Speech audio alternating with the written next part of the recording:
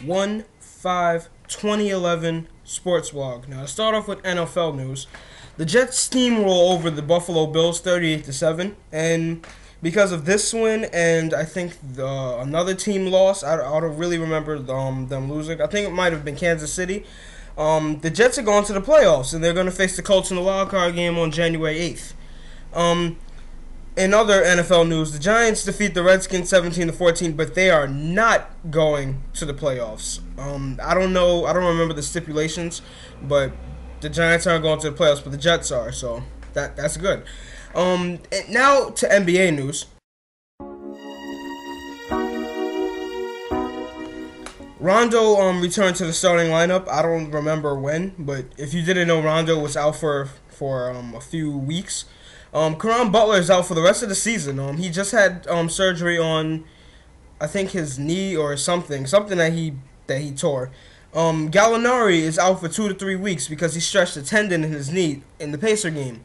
You will find that out when I really do talk about the Pacers Knick game. Iguodala is out for 5 games. Andre Iguodala has been plagued by injuries this year. So the Philadelphia 76ers seem like they can't really get it going without Iguodala. But that's besides the point. And these are last night's games from around the league. Milwaukee heads to South Beach, picks up a loss, 89-101. Toronto heads to Chicago, picks up a loss, 111-91. Oklahoma City heads to Memphis for a 5-point loss, 110-105. Portland travels to Dallas, picks up a 3-point loss, 84-81. Atlanta heads to Sacramento, and this game really bothers me, 108-102. You can't let Sacramento have a 6-point loss to a good team like Atlanta, but sorry about that. Detroit heads to the Staples Center to face the champions, and champions pick up a victory, 108-83. Now I'm going to talk about the Knicks-Pacers game, but first, some highlights from NBA.com.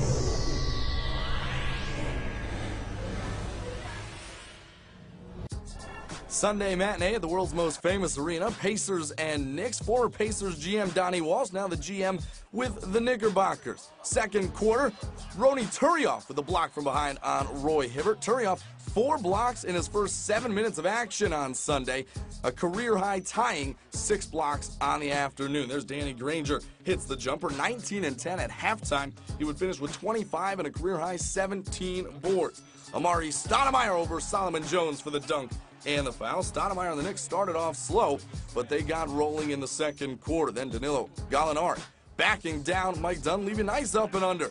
Gets the lefty layup to go. Knicks up 5 at that point, tied at double nickels going into the locker room at halftime. Then coming out of the locker room, baby races. I believe those are tears of joy after months of hard working and training to go through that race.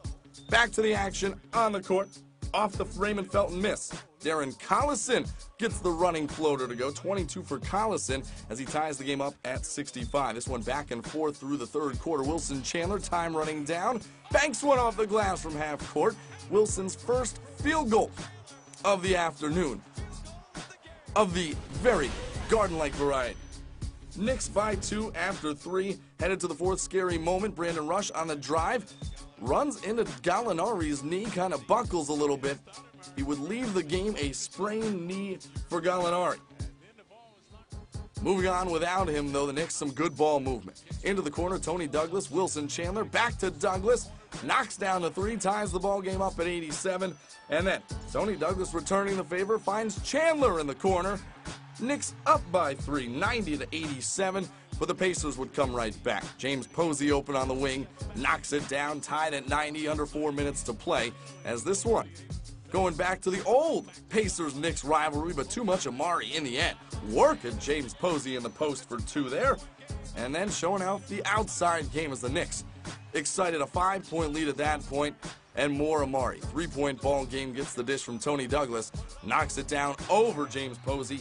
9 of 26 for Amari in the fourth quarter as the Knicks go on for a 98-92 victory. Now, the video doesn't mention that Brandon Rush of the Indiana Pacers had 12 points, and it also doesn't mention that Gallo had 19 points before he left the game.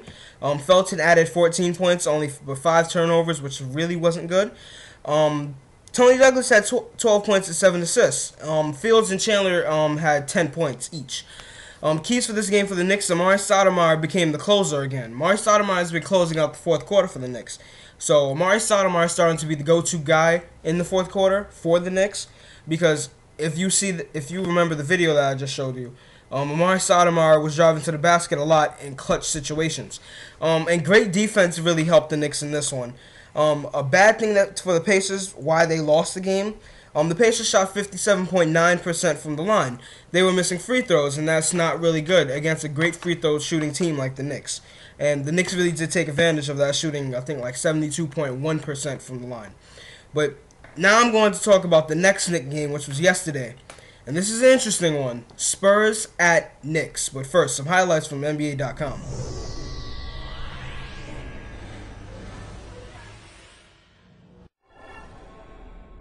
From Madison Square Garden, as Amari and the Knicks try to keep the Spurs from becoming the first 30-win team this season. DeJuan Blair somehow got that tip to go. He likes being on NBA TV. He loves playing on Fan Night. Remember, he was 17 and 15. That's right. He plays his best game. He attacks the basket, rebounds, which is why they needed his toughness inside tonight. But the Knicks, they just got out and ran. Yeah, you saw Wilson Chandler, the first of many buckets on the night for him, and then Tony Parker living in the lane as he always does. And here again, Wilson Chandler with the turnaround. He had 12 in the first quarter. Amari. This guy is bad. Pump fake middle, jab stake middle, go baseline, quick off the glass, hard to stop. We mentioned DeJuan Blair. Ooh, as nasty. The big dunk, and then the bump from Turioff. Hey. Turioff gets teed up. You know, I said to him right here, I did that without any ACLs. That's right. Take that. Hey, Turioff, the rule is just don't take the ball out. You don't got to give him the shoulder. You get dunked on. You know the rule. Don't take the ball out. Raymond Felton, nice little crossover, nice little floater goes. Raymond played well all night long, 28 points and made shots. They went under the pick and roll, and he hurt them. And right here, their defense, they got out wide, they spread the floor, nice little drop-off, and a three-point play. And do not adjust your sets. That is the accurate score. It was 72-69 at halftime. So they're running up these big numbers in the third period. Now it's 88-80. This is not your mama's Spurs. They don't have Tim Duncan back there blocking shots. They don't have Big David Robinson blocking shots with a young Tim Duncan. Defense not like it once was. 101-95 New York going to the fourth quarter. Gary Neal and one. It makes it a 5-point game. Here it's 110-105, and Chandler just having his way to the hole. That caused the timeout. That defensive set really bothered Pop. And again, they went under the pick and roll on Raymond Felton. He made him pay all night long. And again, just good hustle, good teamwork, nice little passing in the paint. And again, that was the end of it right there. But with a little right around 3 to go, Pop pulled everybody. 128-115 is the final score. The Knicks win their 20th game. They're 20-14. They didn't get their 20th win until February 26th of last. Now, the video doesn't mention that Tim Duncan had 14 points. DeJuan Blair had added 17 points, and Manu Ginobili added 15 points for the team. It also doesn't mention that Amari Stoudemire added 28 points, 9 rebounds, and 6 assists. Surprisingly, he got 6 assists. Fields added 13 points, and keys for the Knicks for this game. They held on to the ball pretty well. Only 6 turnovers in the whole entire game. Not in one quarter. It was just 6 turnovers for the whole entire game, compared to the Spurs' 16 turnovers. Now, that's pretty good holding on to the basketball and ball security. That's pretty good. Hounding Knick defense actually turned into explosive offense. The Knicks had explosive offense from the start, and then their hounding defense was just too much for Greg Popovich because Greg Popovich took out all of the starters. Now I'm going to mention that. Not so good for the Spurs. There was a lack of defense. The Spurs didn't look like they were playing defense. Someone I know mentioned yesterday why Greg Popovich probably took out the starters, because when is the last time you heard of the Spurs giving up 128 points to a team like the Knicks? And the Spurs are supposed to be the best, but the Knicks beat the best. And that's why the starters were pulled out, because of a lack of defense. They didn't really look like they had defensive spirit, or they really didn't look like they had energy, which it really bothered me at the end, because it was a good game until the fourth quarter. And another key for the Knicks, the shooting from 3 really didn't kill them. They shot 29%, which is not good. The Spurs also shot like 28% from 3, but they didn't let their 3-point woes hinder them, like in previous games, where the Knicks only try to live by the 3, but they die. This one, they didn't live by the 3. They got it into the paint, passed it to Amari Stoudemire. Raymond Felton took mid-range jumpers. Fields took mid-range jumpers. And Chandler was also clicking for mid-range. But that sums up this sports blog. So this is the BX Baller 1/5/2011 sports blog.